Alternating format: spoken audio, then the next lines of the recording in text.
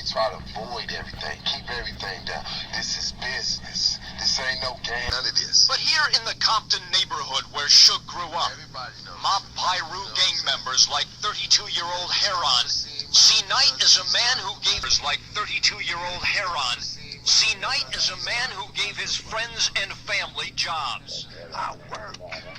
I pay taxes too. You know what I'm saying? That's right. And this is what Suge taught me. I ain't never had a job before in my life until I started working for Suge. You know, in and out of jail. You know what I'm saying? Did a little bit of everything. You know what I'm saying? Now, you know what I'm saying? I'm a born again worker.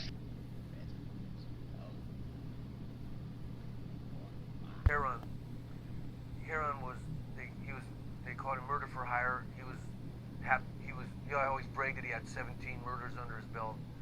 One day HERON said to me, "Hey Tommy D, come here, I gotta show you something." We go outside, he had a red Cherokee with Dayton's bullet holes all across the side of the Jeep. And he says, "You see that? You see that? You should see what their car looks like." And well, who knows who's boss? I didn't ask any questions. But I don't think HERON had a boss. HERON was the boss. Quite the individual. I mean, he was like you said, he was a murder for hire.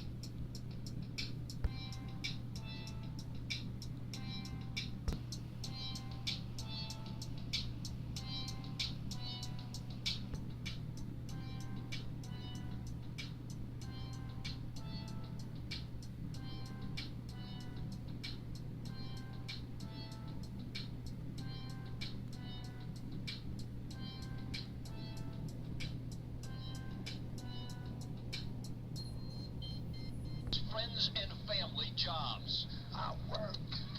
I pay taxes too. You know what I'm saying? That's right. Members like 32-year-old HERON See, Knight is a man who gave his friends and family jobs. I work. I pay taxes too. You know what I'm saying? I never had a job before in my life until I started working this shit. You know, in and out of jail. You know what I'm saying? Did a little bit of everything. You know what I'm saying? Now, you know what I'm saying? I'm a born again worker. I'm still close with Trey and also Heron. After Pac died, I got even more closer to Heron. I used to go back and forth to Compton with him, kick it with him. These are some wild dudes, man, and we all was wild, so we connected with them. I remember when we first got to Death Row, we was in the hallway, and Heron like a straight G, and he walked in the hallway, and we were just against the wall, and you know, we East Coast dudes, and Heron was like, you know, he had this raspy gangster voice. He's like, what, y'all waiting on the train or something? And we was like, man, what? Like, y'all heard me, y'all waiting on the train, and he just kept walking. So we went and told Pop, like, yo, man, this dude wanna shoot homies, man. He said, like, talking slick, man, something gonna happen. And Pop used to like, man, don't worry, I got this. A story about you pulling up on someone with Heron in LA. Can you tell us about that story? I used to go out to Compton a lot with Heron, because he was staying out in the valley. I was staying out in the valley. He would hit me up sometime, like, he used to call me Outlaw. What's up, Outlaw? Where you going? What you doing? I'm like, nah. He's like, come to Compton with me.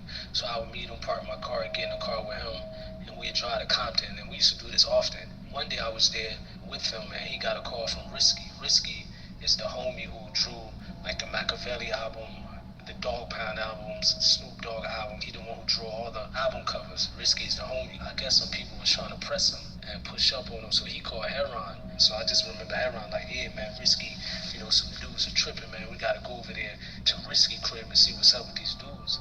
And I always had a strap on me. Heron's like, you strapped, little homie? I was like, yeah, you know, I keep one on me. So I had a gun on me, he had a gun on him, and we went over there and we jumped out on the dudes and, you know, what's happening, what's going on. Eventually, when they seen Heron rolled up, they ain't really want no issues and they squashed it. It was a situation that could have got out of control, and I'm just young and just wild, not even knowing what's happening, but I always was down for the cause back then.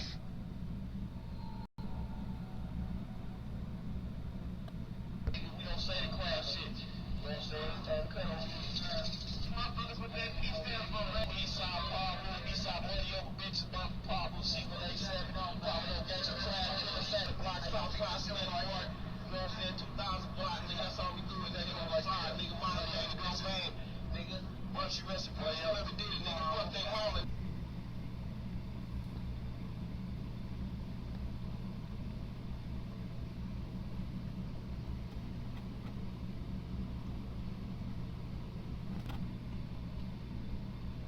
Heron in the red, number 16.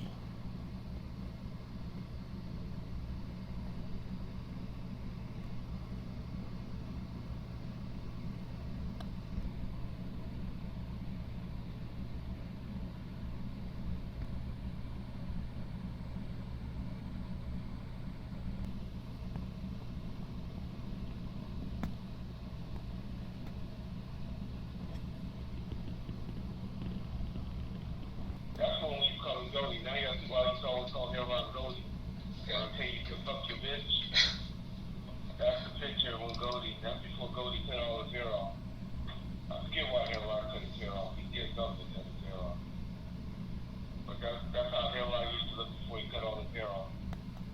That's why we call him Goldie. Alright, John. Tell me when it changes. Jason. Rest in peace, Aaron Verdell Palmer, aka Goldie.